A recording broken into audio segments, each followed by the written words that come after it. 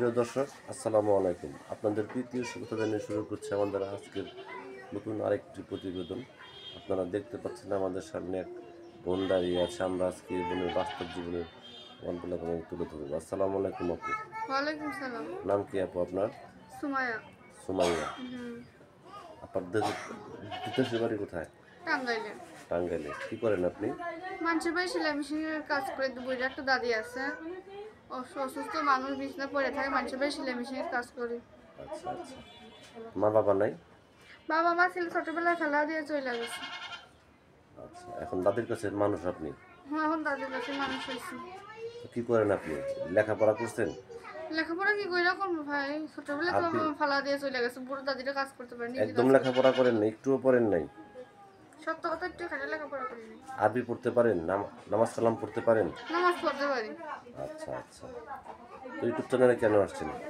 YouTube চ্যানেলে আসছে একটা মনের মতো মানুষের জন্য, যে হেল্প করবো, সাহায্য করবো, মনের মতন হইব। আমি নৌকাভাবে পড়ে প্রতিবেদন আসছি। আচ্ছা আচ্ছা।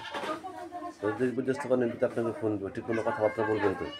অবশ্যই ঠিক মতো কথাবার্তা বলবো, যেভাবে হেল্প করবে কথা ঠিক মতনই হবে, বুঝছো?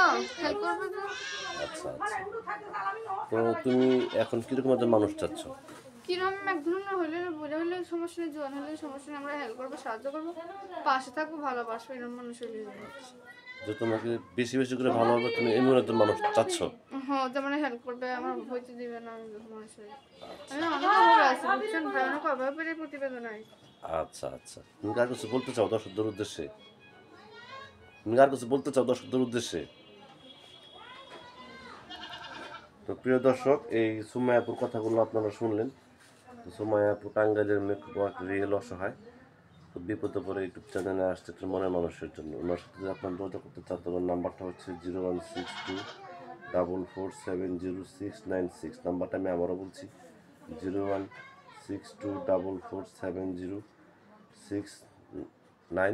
এই নাম্বার আপনার সাথে যোগাযোগ করতে পারবেন। প্রেম, ভালোবাসা, সাহায্য, সহযোগিতা যেটা আপনাদের একান্ত ব্যক্তিগত ব্যাপার।